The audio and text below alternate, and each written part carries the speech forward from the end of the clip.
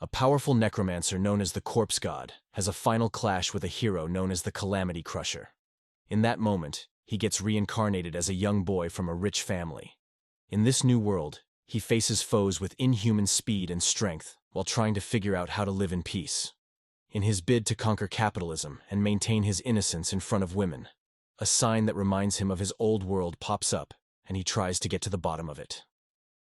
A man known as the Calamity Crusher, Shinoyama, shows up in a dungeon to help a bunch of soldiers who are getting massacred. With his power and might, he takes on a literal bag of bones known as the Corpse God. Shinoyama was born with what's known as the evil eyes.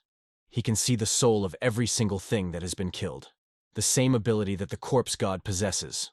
A group of sorcerers are in the dungeon as well, and they're keeping an eye on Shinoyama and hoping that he defeats the vile foe before him. I mean, they could help, but staying on the back lines like a bunch of wimps seems to suit them more. Shinoyama continues to massacre the army of undead until he sees that the Corpse God is guarding a brain in a jar, which is his true form. Typical mad scientist kind of scenario. While the Corpse God talks about how he likes to play with lives like the Grim Reaper, he prepares a huge spell for his final clash against Shinoyama. They both clash, and in that moment, the Corpse God wakes up in the body of a young boy.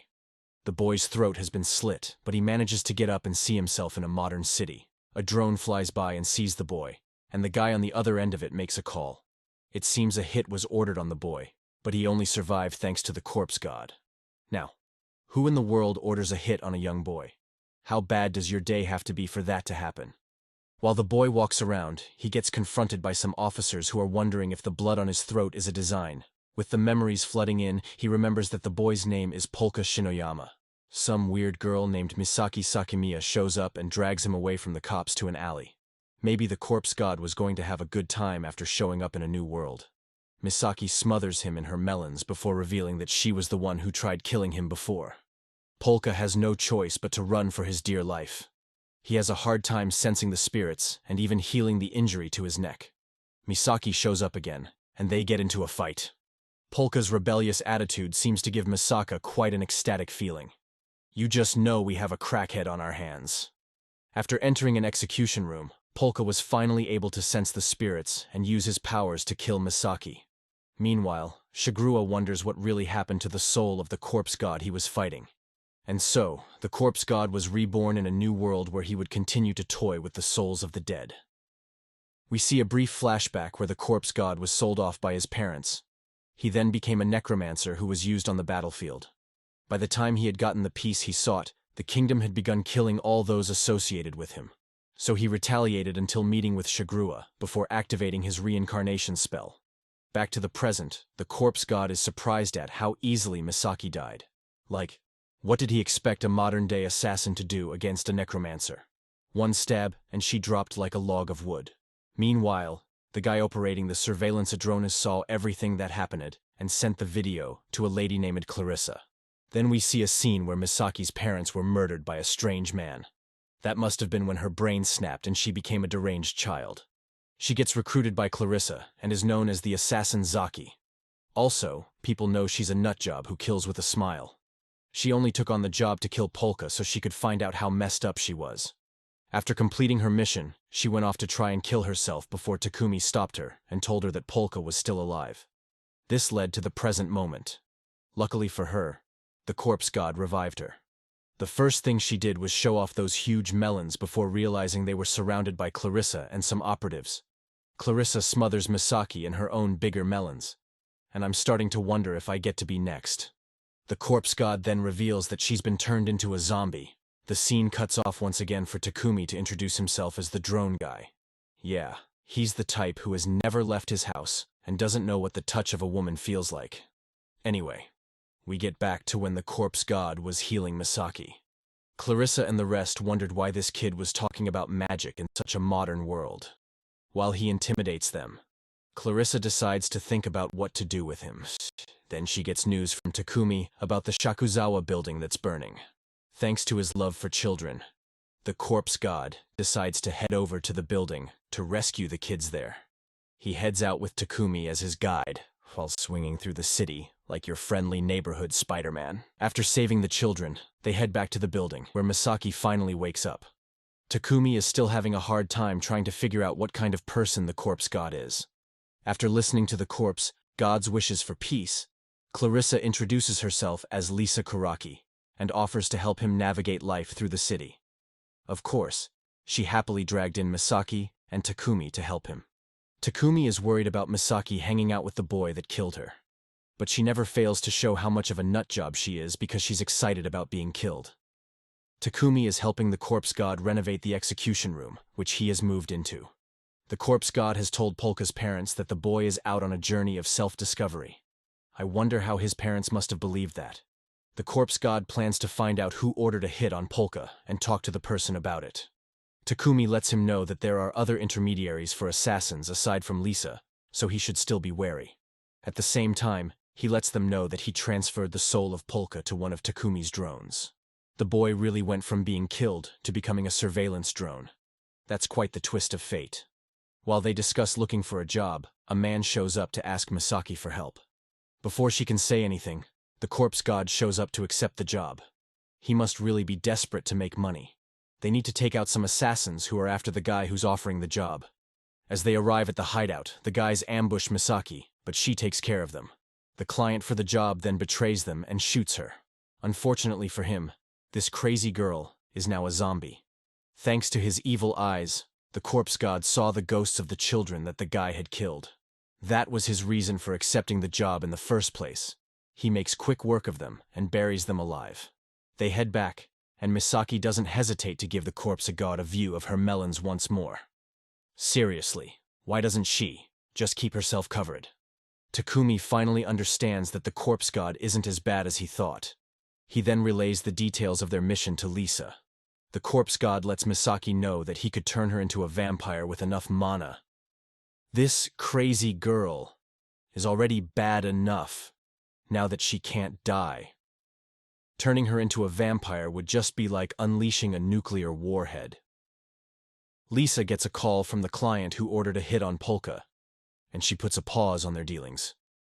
Meanwhile, some drunk guy at a bar nearly gets his head turned into mashed potatoes after touching one of the girls there. At Polka's place, Misaki finds out that her bite can paralyze people. Is this a video game? Why is she getting so overpowered? The police find the bodies of the guys that the corpse god dealt with, and they call Arase and Iwanome, who seem to help with investigations concerning supernatural phenomena. Iwanome, Arase, and their group are discussing some criminals that they have tagged as troublemakers. Iwanome isn't really the brightest when it comes to giving these people names. None of their targets have ever turned out to be something that's not human. They're in for a real shock this time around. Meanwhile, the corpse god moves the soul of Polka to a stuffed shark animal and gives Takumi back his drone. He then decides to try and replenish most of his mana since there's so little in the air. Diamonds, sapphires, and other gemstones are also a good source of mana for him. Reality hits when he sees that buying one of these precious stones is impossible for the average man. Once again, a great wielder of the arcane arts is brought down by capitalism. The corpse god wasn't about to steal because, weirdly enough, he still had morals. On their way back, Arase shows up to take hold of Takumi's drone. Then Iwanome goes to confront Lisa about the incident they're investigating. Back to the corpse god, he wasn't really helping matters when he revealed that he was affiliated with Takumi. Seriously, he can't be that dense just because he's from another world. He nearly shows his powers while collecting the drone back. But this just makes Arase more curious about him. It seems everyone in this show has a loose screw in their heads. Takumi tells the corpse god not to show his hand, or he will never have a peaceful life again. He calls Arase's phone to try to stall the situation. Unfortunately, Arase seems to know something about Takumi's past and uses it against him. Misaki gives Arase a surprise kick and runs away with the corpse god. Luckily, they both escape the situation. Arase gets back to his base and asks Aikawa to help him investigate the footprint on his stomach. Misaki just gets crazier with each episode. How do you kick someone so hard that it leaves a footprint on their body? Aikawa lets him know that it matches a footprint she found at the crime scene they investigated. Meanwhile, Lemmings is inside the building while maintaining his invisibility. He goes to Aikawa's table and looks at the picture she showed Arase. While Iwanome is still investigating the bar and getting drunk, Misaki and the corpse god walk into the place. So much for warning them to be careful. At the same time, Iwanome gets a text that perfectly describes Misaki. Arase then shows up at the bar so that he and Iwanome can question the two kids. The lights suddenly go off, so the corpse god tries to escape with Misaki. His naughty plans to run off with a girl get cut off when he notices a terrifying presence. As Lisa puts on a light in the place, Lemmings reveals himself. Lemmings put on a display of superior strength and speed while taking down Arase and his men. He takes Misaki and runs away with her. But the corpse god can't do anything because he doesn't want to display his powers. Misaki, being a very stupid girl, thought this was a new way of picking up girls. Arase tries to stop but gets slammed away. This leaves the corpse god with no choice but to use his abilities. Still, Lemmings proves to be a formidable foe. He continues to show inhuman abilities while dodging all of the corpse god's attacks. Amidst the fray, Misaki sneaks in a moment to drive her saliva through his bandages, which slows him down. This then gave the corpse god some time to unleash a powerful spell that summoned a huge skeleton. The fight was finally over, and the lights came back on. Lemmings then returned to his boss and reported the situation. Meanwhile, Misaki and the corpse god were telling Takumi what happened. The corpse god used most of the souls that haunted Lemmings for the last spell. He remembers how Miss Melons helped, and he asked both her and Takumi to teach him more about the world he has found himself in. Yeah, you heard right, Miss Melons. With his desperation for money increasing, the corpse god decides that he wants to start a business. The modern world will really have you hustling from a really young age. He then shows Misaki and Takumi a ghost that has possessed a pencil. While he shows Takumi his new poster sign, the hacker lets him know that he has lost his mind for trying something like that. The pencil ghost then suggests that he should go into fortune-telling. For some reason, this was working a lot, and the money was raking in. Humans are really gullible. The process works better thanks to the corpse god's evil eyes. Also, this pencil ghost seems to be more sinister than I thought. Takumi was about to reveal information about Polka's family before some kids barged in with their guards. The kids' names are Kazuki and Shizuki. They're twins, and also Polka's niece and nephew. The kids only see Takumi and Misaki as peasants, and to be honest, so do I. Takumi threatens to call the cops if they don't leave. The corpse god ends up speaking to the ghost he sees around them and promises to protect the kids. Corpse god decides to visit Polka's house the next day. Takumi then tells him that Polka is the son of the man, Rozan, who's part of the Shinoyama group. They own a bank and have a lot of assets. So if Polka's father should die, he would be the one to get the inheritance. I guess his fortune-telling days are over, now that he knows he's rich. Kazuki and Shizuki then meet Takeru, who most likely ordered the hit on Polka. The corpse god goes to the Shinoyama mansion and is greeted by the twins and Takeru, who's also his nephew. He's accompanied by Misaki, who seems to be putting up a good act. I guess her brain can function normally when it's needed. While inside, she tells them how Polka saved her from killing herself. The corpse god remembers that Takumi told him that Takeru is the chief of Shinoyama security, and the police there have a thing for eliminating inconvenient people. Shizuki notices the Polka doll, and Polka's niece, Sayo, assumes the doll is from a sort of movie. From her ranting, we see why she's an unemployed and dejected human. Rozan finally makes his appearance while they're all discussing. This is one seriously huge family. The corpse god then leaves with Rozan to hear his part of the story that Misaki told. While the corpse god tries to play off being Polka, Rozan suddenly asks who exactly he is. I mean, a father would definitely know his son. He holds a sword to the corpse god's throat and asks him to reveal himself. The corpse god cuts the conversation short and tells Rozan that he has to go protect the twins. He sensed something was off and rushed off to his niece and nephew. We then see that the ghost that follows the twins is their elder sister, Suzuka. While helping them retrieve a purse they dropped in the woods, Suzuka overheard Goro and a strange man talking about causing a scene and blaming it on the twins. Suzuka got caught and burned, but her urge to protect the twins lived on in her spirit. Now, in the present, a guard comes to get the twins and tells them there's a fire. Someone must be really obsessed with turning them into barbecues. Meanwhile, Iwanome and Arase go to see Tina Sorimura, who's also known as the Phantom Solitaire. Iwanome shows Phantom the clip of the burning building where the corpse god saved those kids. They've pinned the incident on a troublemaker, known as the fire-breathing bug, because they always leave the same message at the scene of the crime. All these villains always want to be heard. like they were abandoned as kids. At the same time, Misaki arrives right on the clock to save the twins from the culprit.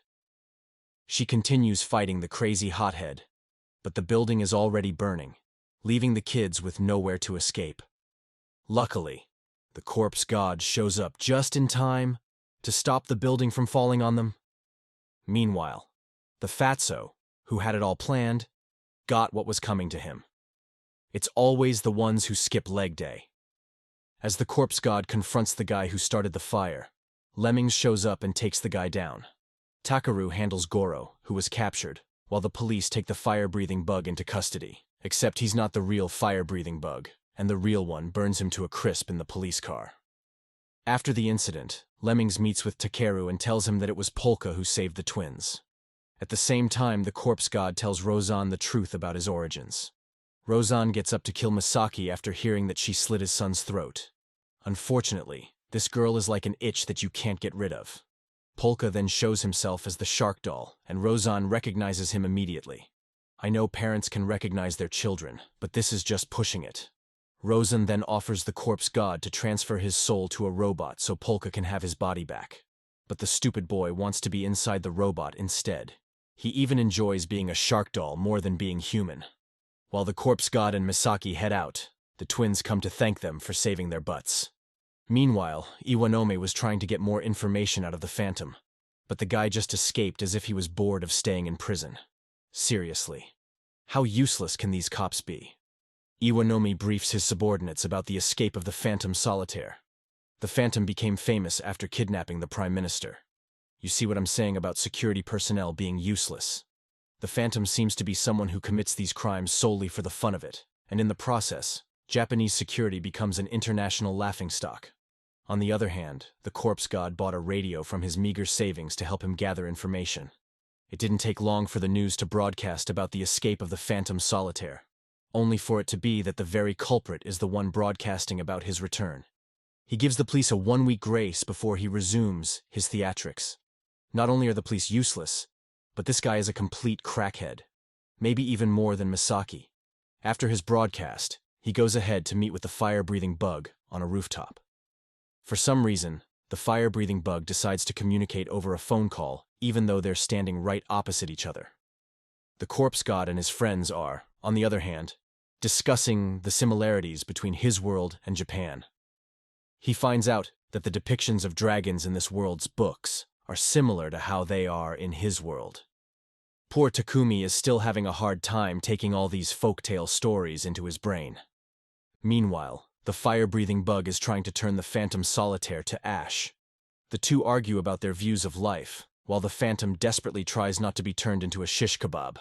In the end, it seems they both have an interest in the new phenomenon, which is the corpse god who has popped up in their city.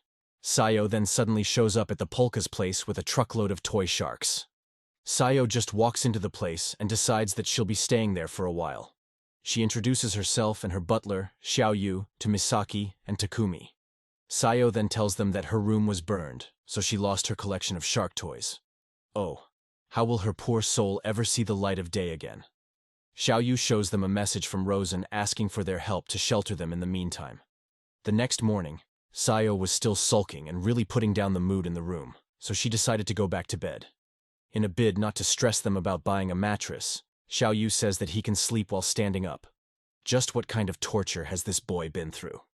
He then whips a pan and hot plate and starts making breakfast. At the Shinoyama residence, Iwanome and Arase are going around asking questions about the fire incident. Takeru comes across them, and they go to discuss the matter in a different room. There, Iwanome tells Takeru that the fire incident was caused by the fire-breathing bug. Of course, Takeru lets him know how incompetent the police have been recently. They should just scrap the entire department. On their way out, Arase tells Iwanome that the guards behind Takeru were most likely killers. Slowly, they start suspecting Polka and Takeru to be at the center of the incidents they've been investigating since. Then again, they might just flop out, considering they're not the most reliable. Misaki and the corpse god clean up a room so that Sayo and Xiaoyu can stay for the time being. In the middle of the night, Xiaoyu starts to eavesdrop on their conversations because of his lack of trust in the corpse god. He really thinks he can kill a legendary necromancer because he feels like it. Kids these days are too dumb to reason about anything. Basically, he even wants to kill Polka and replace him as Rozan's son. Xiaoyu lost his limbs when he was younger and was about to be discarded before Rozan saved him. Now, he thinks the old man should be his real father.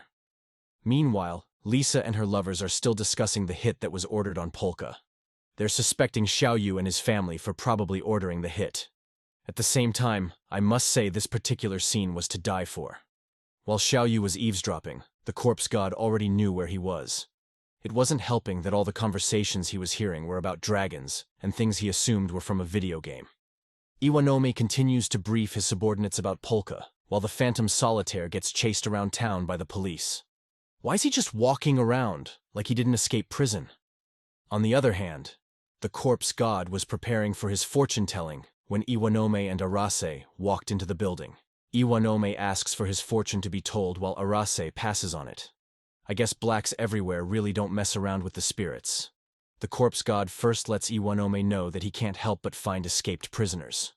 Iwanome thinks he's communicating with Takumi to get information, but he's really just using a summoned eyeball to look at Takumi's computer screens. Hosorogi, the ghost pencil, pops and startles, then he starts writing some things on paper.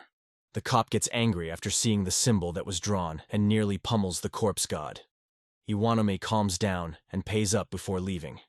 At least, now he knows not to mess around with the boy. Xiaoyu, who was watching the whole situation and looking for a way to set up the corpse god, decides to go out and buy some stuff. Iwanome and Arase go to a restaurant to eat. Arase asks him why he lost his cool, but his partner asks to be given time to get his thoughts together. Just like most men, food was able to help the situation. As Xiaoyu tails the cops, a building in the city goes up in flames, thanks to the crazy firebug. Seriously, how did Iwanome even come up with that? A guy inside the building tries to get something from a safe but doesn't make it. The Phantom Solitaire then shows up to take the item. Iwanome goes to see Lisa, and he thinks she knows about what happened when he went for the fortune-telling. Lisa, on the other hand, has no idea what this madman is talking about. It seems what was written was a direct message from Hosorogi himself. Iwanome thinks that Hosorogi may have recruited Polka to their cause, or Lisa persuaded him to do it. Hosorogi was an inspector in the police who dealt with the rotten officers. To think, the corpse god just randomly found his ghost lingering in the building. The corpse god tries to find out what Hosorogi wrote to Iwanome, but the deceased inspector shows how much of a greedy scumbag he is. Our man, the Phantom Solitaire, goes to meet Grocer to get more information about the symbol he took from the safe. The grocer is from a line of merchants, and he's allowed to buy and sell goods even in prison. Capitalism lives to serve this particular one. Grocer asks for information in order to tell the Phantom what he knows, but this stupid fool just ends up saying random and unwanted information. Despite his foolish act, the Phantom gets some free information but must pay up if he wants more. The day for the Phantom to act finally comes, and he fills the skies with blimps of the symbol.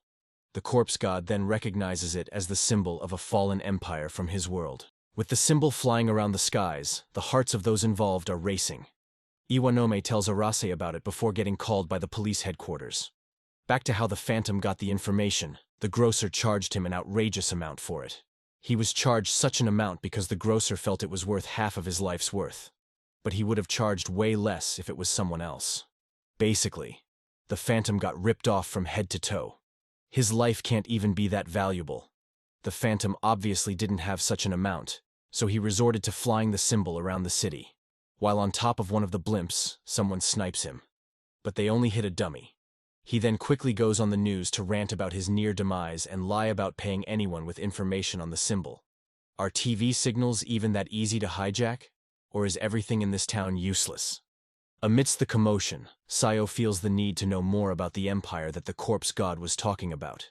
He then tells her how he was hired as a court sorcerer by the Biadierig Empire, and then got into a fight with Shigrua before reincarnating in the modern world. It's no surprise that Sayo believed his story. The girl looks like she'd believe anything that doesn't make sense. After hearing the story, she takes the Polka shark doll and heads to have a shower. Takumi then asks the corpse god if he could wipe her memories if the situation becomes worse. The corpse god says he can, but it'll be a big risk. I don't think Sayo's brain could be at any more risk in this life. Meanwhile, Misaki and Sayo are having a heated moment in the shower and giving Polka a view he shouldn't see at his young age. Misaki was hoping to get chewed out for killing Polka, but Sayo just forgives her like her uncle. After finding out that Polka's soul was in the shark toy, not only was Sayo embarrassed, but she wanted her soul to be transferred to it. You can't be surprised about that. With all that out of the way, the corpse god tries to find out who's behind the symbol. Sayo persuades him to ask the souls that made a pact with him for help. Mostly because she feels if there's necromancy, then there should be something like sharkomancy. This girl was definitely dropped on the head as a baby. Takumi gets to hacking to see what he can find, while Hosorogi warns the corpse god about how parts of the police are very sinister. Iwanome, on the other hand, goes to see the superintendent of the police, Jirotaru Takasu. The superintendent wants him to play a key role in the Phantom Solitaire investigation after the recent event. The Phantom then gets information about someone hacking into the police records to look for information. After a whole night of investigating, Takumi wasn't able to come up with anything. Hosorogi tells them that the people who killed him while chasing the case were most likely hired assassins. Meanwhile, Xiaoyu is still on the sidelines and looking for ways to end Polka and the corpse god. This guy is really insignificant in the grand scheme of things. Meanwhile, Iwanome is briefing the special investigation team on the Phantom Solitaire, but they're wondering what someone like him is doing there in the first place. At the same time, the Phantom has snuck in as Shuta Yamanura to get his fortune read by the corpse god. To stir up the situation, he asks the corpse god if he knows anything about the symbol. Horosogi then draws the symbol in a way that gets the Phantom's heart racing. Before he leaves, the corpse god asks him if he knows anything about a girl in a wheelchair. The Phantom quickly plays it off, but it seems even someone as stupid as him can have something to do with a girl. Outside, we see that the fire-breathing bug also came along to ask the same question. Iwanome seems to be having issues with his superiors, but Arase comes to his rescue.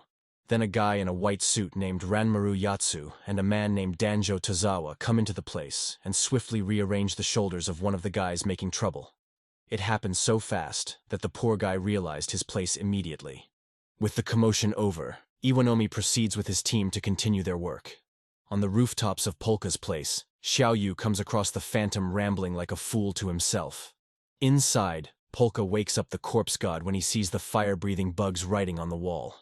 He suddenly gets a call and the person asks if he's also a child of Sabarimund. However, Xiaoyu and the Phantom have begun fighting on the rooftops. The corpse god seems to be well acquainted with Sabarimund. He asks the person what they know and if they have affiliations with the kingdom of Nyanild, but the bug doesn't understand what he's saying. The corpse god scans the area and notices the battle on the rooftop. You could see the fear on the Phantom Solitaire's face. Despite his skills, he was definitely about to be cut up like meat. Xiaoyu asks him if he's looking for Hosorogi, and the Phantom just uses the opportunity to drag the conversation along. The Phantom does a horrible job of cooking up a story. Just as Xiaoyu rushes towards him, Lemmings lands in between them like some super cool hero. Xiaoyu attacks him, but Lemmings just shrugs off the blades and ignores the boy according to his orders. The Phantom continues trying to buy time for his life as Lemmings walks towards him. Meanwhile, some of Iwanome's subordinates confront the bug in front of the building. With the chaos going on, the corpse god finally decides to make a move. The scene shifts to Islis, who's the corpse god's master, and Romelka, who's a talking tree that doesn't know how to keep her mouth shut. They seem to be at the ruins of a fallen empire. Islis then mentions that because of the corpse god's level of sympathy, he tends to lose control of himself. That's when the corpse god takes control of the building and sees the girl in a raincoat talking to some officers outside. He then expands his reach to basically the entire city. Now, he's just showing off and trying to look cool. He goes ahead to fight Lemmings with invisible hands and protect Xiaoyu. The Phantom Solitaire escapes and starts to float away with one of his tricks. The corpse god continues with his magic and creates giant hands to try and subdue Lemmings and the Phantom. From the outside, it looks like something straight out of a horror movie. He lost Lemmings and the Phantom, but managed to catch one of the bugs. Meanwhile, the video of what happened was broadcast, and comments started flying around about it being the lost power of their ancestors. It seems there are still forces at play who understand where the magic comes from. That's all, folks. Thanks for watching. Don't forget to like and subscribe for more amazing content.